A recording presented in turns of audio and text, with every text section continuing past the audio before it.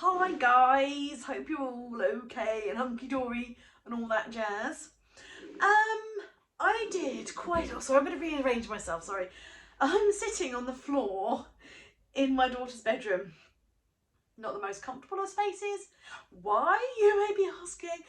Well, the simple fact is, in the office right now, there's a whole bunch of printing going on. So, so it's quite noisy in there. And my bedroom is a complete tip. So this is kind of like the tidiest, cleanest, freshest background at the moment, without going to the effort of tidying up.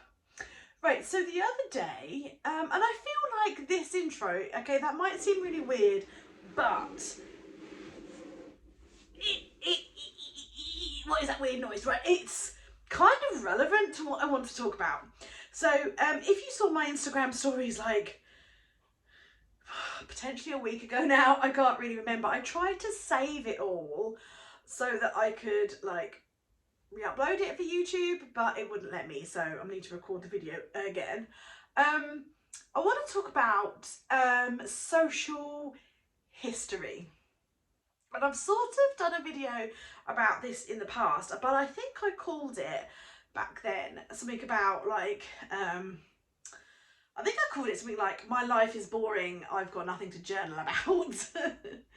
And so it is content that I've already talked about in the past, but I want to talk about it again.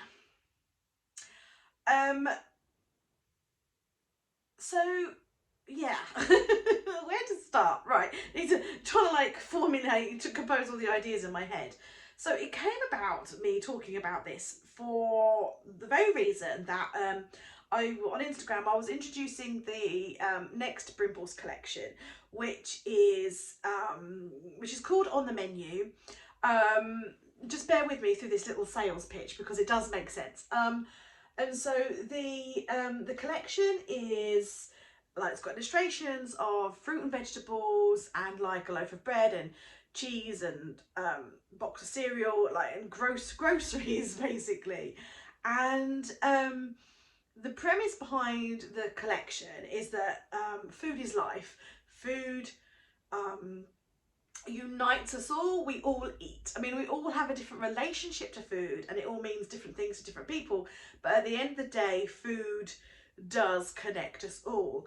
And if you're a documenter, if you're a journaler, if you're a scrapbooker, then you may want to document things like trying a new recipe, the mess you made in the kitchen, that you went to all this effort and it was awful.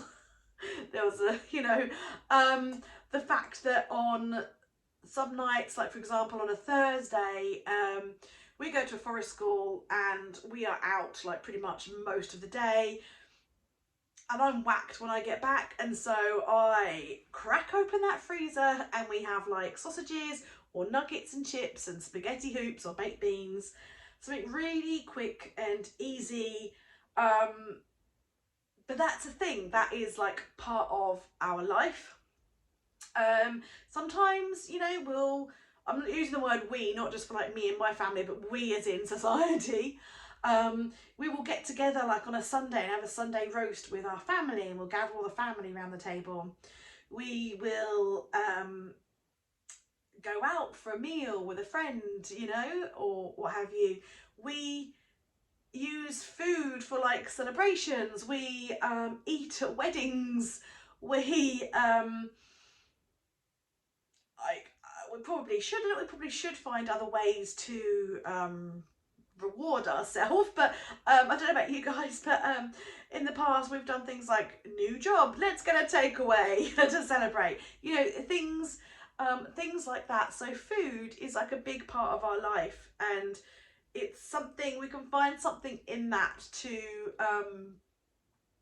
document. And obviously I don't know about you, but I like to meal plan so that I know what I'm doing, and like I know that I can make life easier for myself. I know if I've got to get something out of the freezer to defrost. I know if I've got to I often buy like dried beans, so I know if I've got to soak the chickpeas or something the night before. also for a budget reason, so I know that like what I've already got in the pantry or whatever. And you know, if I'm buying an ingredient, I try and, you know, do a couple of meals with it in that week. um I missed my mouth. It's that big hole in my head where I missed my mouth. um so yeah, so that's what I ended up talking about on my Instagram. But I then went on to talk about social history. Now, you guys probably know this because I talk about it often, that we home educate our two daughters, and my eldest daughter and I, potentially influenced by myself, or maybe I just bounce off of her interest, I don't know. However it has come about, we tend to do a lot of history. My daughter's really into archaeology, um, really into archaeology, and just finds history really interesting, as do I. And so it's kind of, I mean, don't get me wrong, when we're doing history, we do, you know, for those of you concerned, we do incorporate other things in it, like geography and maths and all that kind of stuff. We don't just focus on history like the entire time. But yeah, we do a lot of history. Okay, and a lot of history we don't know all that much about ordinary people's lives like you and I consider I'm not ordinary. I consider ourselves ordinary in the fact that we are not aristocracy, we are not royals, and in the past it was only aristocracy, rich people rich people, that we kind of knew much about, because people without money, their clothes weren't a very good quality, and so they either degraded, you know, they got handed me down so much that there was nothing to exist. Or when people died, it was just like, you know, perhaps their clothes were sold on because they needed the money or whatever. Whereas the aristocracy, you know, the clothes were richer, the clothes were finer, so they were either, you know, put into storage or kept, or they just lasted longer. You know, things like that. So we don't always know that much about the ordinary person, the people like you and I, going about their day-to-day lives. We don't really know much about those kind of people, but we know a lot about rich people because they had money to invest in paintings of themselves, or they had money to invest in like someone to write stuff down for them or document. They had, you know, particularly when it comes to like land ownership, you know, it was very important back in the day that land was passed down in the appropriate hierarchy. So that was kind of like, you know, documented in things. One thing I will say about the painting thing is that these days we have photos, we have photography, and a photography literally captures everything. That camera doesn't lie, baby. So it captures what it sees. Whereas with the paintings, we need to take the paintings with a little pinch of salt. So, for example, if you didn't like the way in which that you looked, then, and you were having a portrait painted of yourself, you could ask the painter to alter your appearance, and people did just that.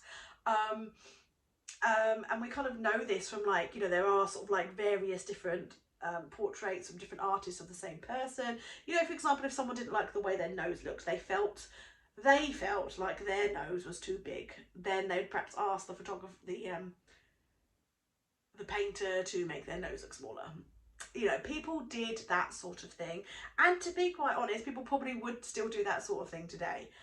So we do have to just take paintings with a little bit of pinch of salt. They might not be, they're a fairly good representation. I mean, a portrait, by definition, the word portrait, means a representation of someone. It doesn't mean like 100% accurate. So we do have to take that with a pinch of salt. So, but yeah, there isn't all that much available to us, particularly when we're looking at like ancient stuff. And so I do find it fascinating, and I do find people's everyday life fascinating. And this is why I document stuff. This is why I keep a journal. It's why I do photo albums and stuff, because I find it fascinating. Because like even now, I find things really interesting looking back. Like you pick up a journal or look at some photos from like the 90s. Just 10 years, you know. I'm not talking like a long time. I'm still trying to come to the grips with the fact that I'm 41. Because when I say 30 years ago, I don't think 90s. I think like 70s. So when I say 30 years ago, I don't have a problem with being 41. I do not. But when I say 30 years ago, in my head, I'm still like, oh yeah, that's like the 70s, 60s, you know. But things changed, and it's just really interesting. Like you wouldn't necessarily think of going into your high street and taking photos of your high street, but actually when you look at photos, there's so much changes that you kind of forget about from year to year. You sort of forget about. And I remember sort of seeing photos from, I was in a carnival procession when I was in the Brownies many moons ago. When I was in the Brownies, I was in a carnival procession on a carnival float, and my parents had taken photos, and there's a picture of Woolworths. You know, there's Woolworths there on the high street, you know. And obviously Woolworths in this country as a high street shop doesn't exist anymore. So it's quite interesting. And, you know, other photos, when you look back and you see the cars, you know, you see your dad's Granada. You know, it's just really interesting from a social history. Like when we go on holiday, wherever we go, we usually go camping. We're not high flyers with holidays. Whenever we go camping, I always take a photo of the car. I always take a photo of like whatever vehicle it is that we're driving. If we're taking a tent, I'll take a picture of the vehicle, because I love to look back on things like that. I like to be like, oh, look at the car. Because as I said, like, you know, my dad had a Sierra and he had a Granada.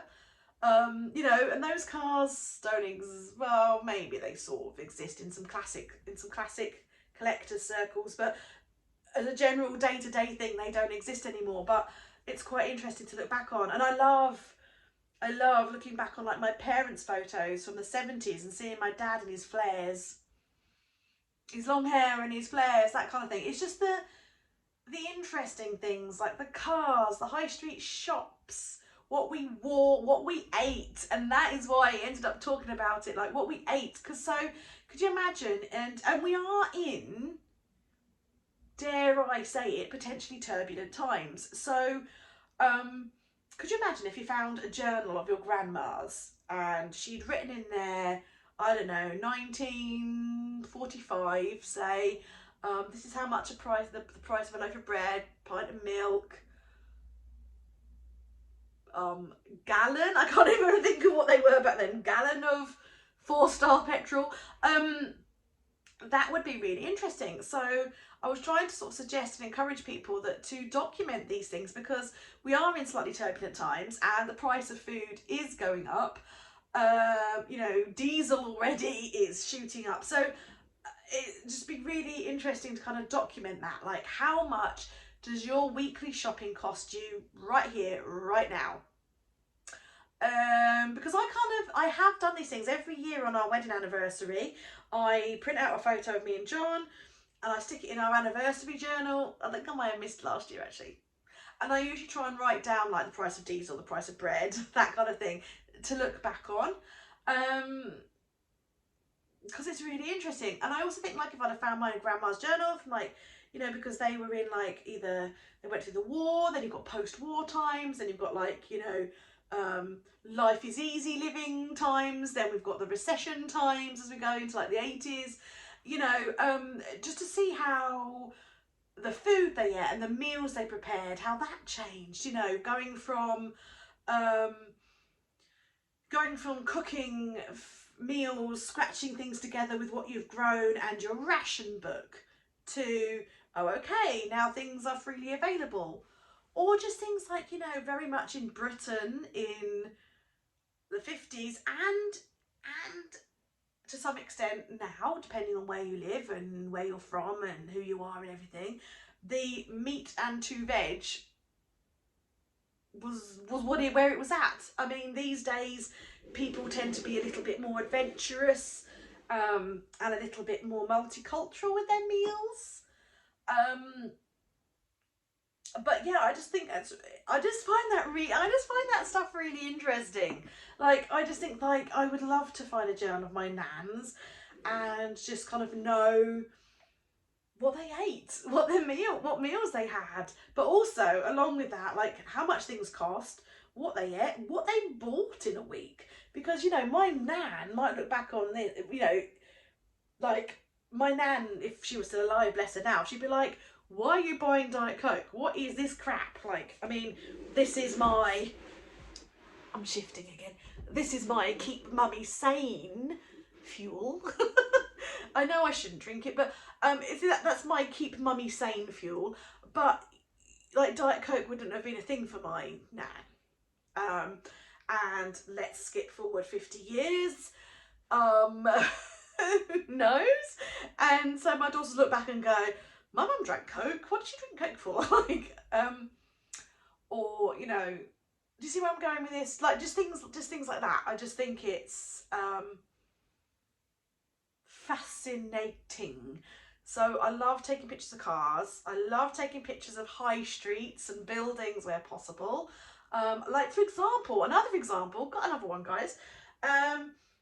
My junior school, where I went to school, no longer exists. The school doesn't exist. They knocked it down and they built a housing estate there. They did build another school. The school I had, it had like a massive, loads of land, like so much land, and they sold it. They sold it off. They knocked down the old school. They built a new school with a much smaller playground. Not impressed by that because our playground was huge. And then yeah, built a housing estate on there. And you wouldn't know that. You wouldn't know that there's no signs of the old school there anymore. So, but I have photos. You know, my first day of school. We take pictures of kids on their first day of school, but that's, you know, so I have photos of like my school. I always take photos of cars because I find that really interesting because they change a lot. They can really age. Like, if you fashion, not so much, it ages things because a lot of people like to be influenced from different periods with their fashion, what they wear, and like fashions go round and round. So, like, you know, flares, for example, they've gone in and out of fashion. So clothes aren't necessarily always the great indicator of times. But things like cars are, buildings are, hairstyles, they're also another thing. And I think when you watch a movie, I think sometimes the only thing that ages a movie, other than some of the other than like some political or racial references, the other things that kind of age movies are the cars, not so much the fashion, as I said, because fashion can kind of go around in circles, but like cars really age a movie, which is an interesting one. So yeah, I don't know, I just love social history. Just love it.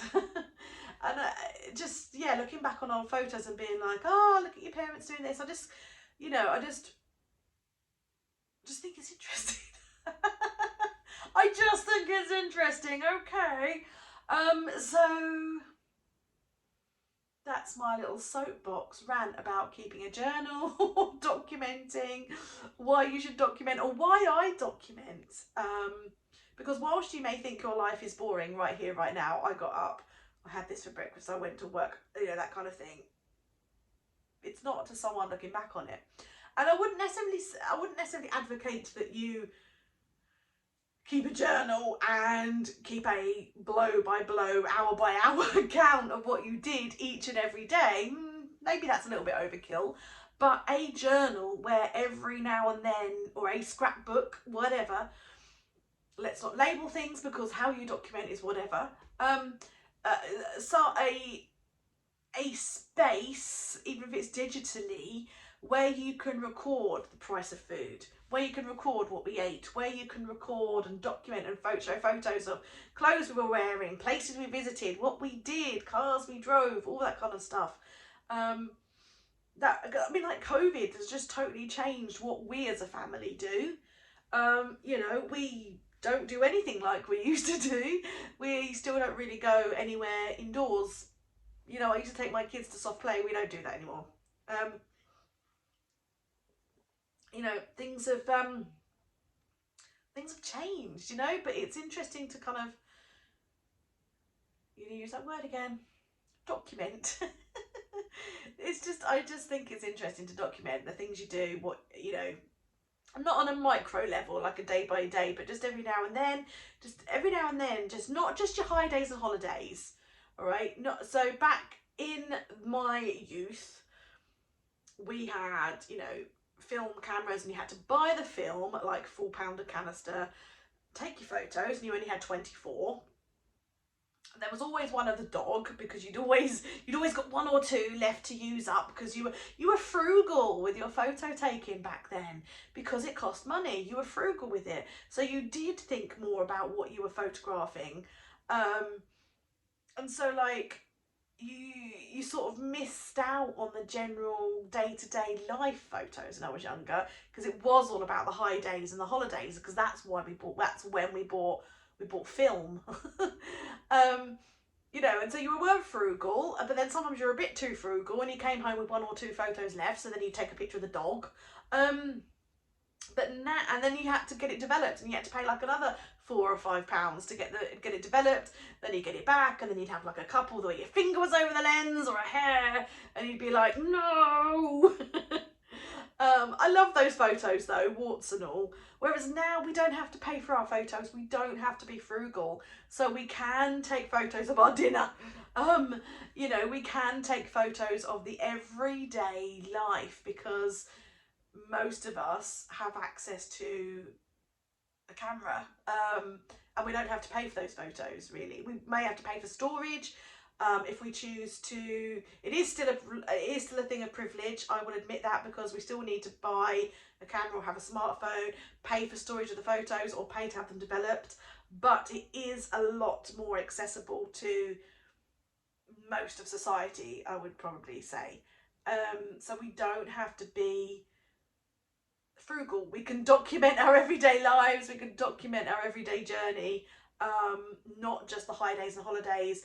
And yes, don't get me wrong, it is really nice to look back on the holiday photos, but I enjoy the everyday photos just as much. Like, I enjoy documenting my kids doing whatever it is that they are doing. I like looking back on those. Like, I quite like the reportage, the journalistic style of photos. I like the candid shots, the ones where, you know, the ones where people aren't looking, the ones where people aren't posing. You know, why do so many people pout when they have their photo taken?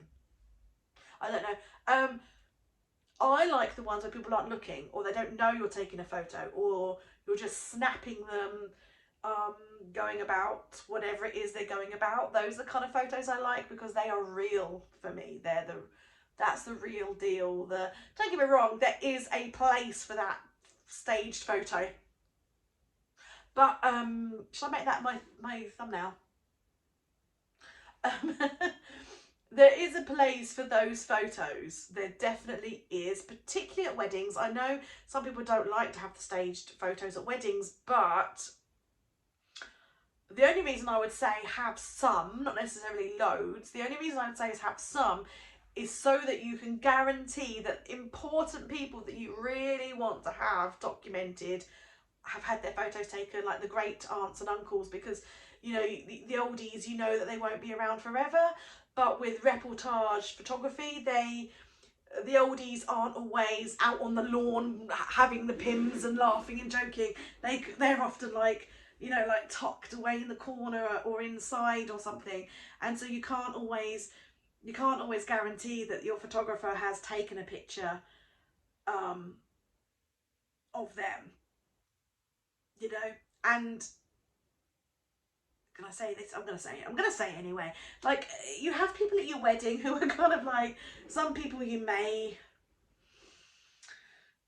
not be like the first class guest, or they are a partner, and then like, it's just sort of law, isn't it, that like someone brings a partner who you're not like, don't massively know or not massively into, but they are the sort of person that's like life and soul of the party, and it comes back and like that one person is like in all of your photos, but they're actually someone's partner and they've since split up or got divorced or something. But like some of your like people that you would really, really want to have photos of, there aren't so many of them. So yeah, I just think like sometimes having one or two pose photos of group shots that you've discussed with your photographer is a good idea, so that you know that you've got them captured. Anyway, I'm going to stop talking now because I've talked a lot, but I hope you get the gist anyway. Just take those blooming photos, document your everyday life, because you may think it's boring now, but your future self will find it interesting, or future generations that you leave behind will find it interesting to know what you did in 2022. Thanks for watching, guys. As always, you totally rock.